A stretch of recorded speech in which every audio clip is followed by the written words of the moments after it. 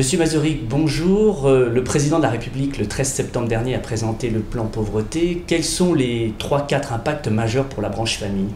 Premier impact majeur en matière de petite enfance, de façon décisive, rendre plus facile l'accueil dans des crèches d'enfants de familles pauvres.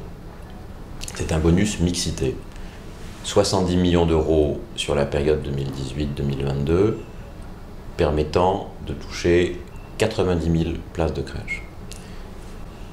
Second impact très net, là où cette place n'existe pas, alors qu'elle manque, parce que le territoire n'est pas assez riche.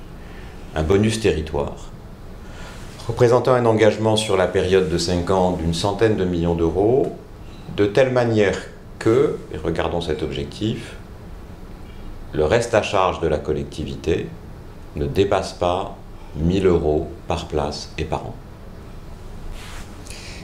En matière d'accès aux droits, les CAF sont très proactives.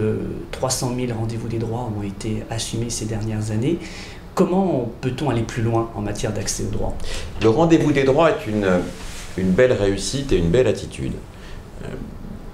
Quoi de plus réconfortant pour un usager qui en a besoin de savoir où de réaliser qu'en venant chez nous, on ne traitera pas seulement le problème qu'il présente, qu'il connaît, qu'il a identifié, mais le cas échéant d'autres et d'autres droits qu'il ignore. Au-delà même de la branche famille, typiquement la couverture maladie universelle. Mais ça n'est pas assez, puisque cela revient à se tenir, bien sûr, mieux à la disposition d'une personne, mais qui vient nous voir. Il faut aller chercher ceux qui ne viennent pas nous voir, et aussi ce que nous ne connaissons pas déjà comme allocataires. On est au début de la deuxième de ces étapes, par quelques tests déjà intéressants, notamment en Gironde. Et nous avons, dans les années qui viennent, beaucoup à travailler la troisième étape. Vous évoquiez tout à l'heure effectivement l'accueil de la petite enfance. On sait que les CAF sont un acteur déterminant pour l'accueil de la petite enfance. 30 000 places ont été créées.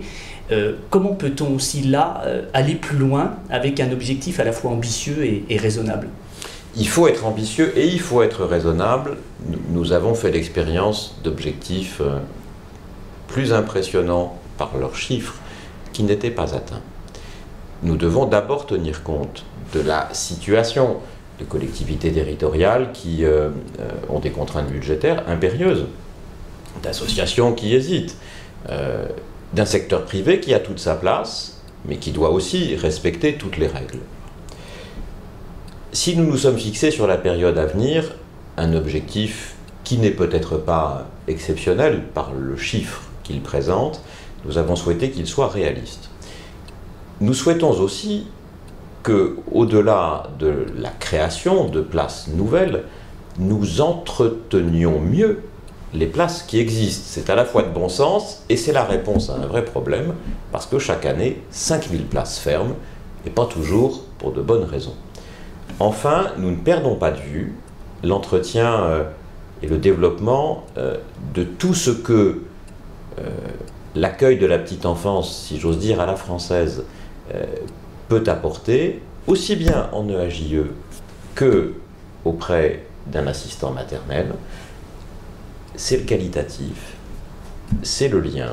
Nous nous inspirons beaucoup des travaux du Haut Conseil de la famille, de l'enfance et de l'âge, et nous ne souhaitons pas laisser dans l'ombre les assistants maternels, profession à la fois essentielle, mode de garde majeur, mais un peu en recul, ou ces derniers temps, disons en faible dynamique. Nous avions, il y a quelques années, promu, même presque créé les relais d'assistantes maternelles. Nous allons en favoriser 1000 de plus dans la COG prochaine, et nous voulons aider à la réactivation de ce métier. Monsieur Masaryk, merci. Merci.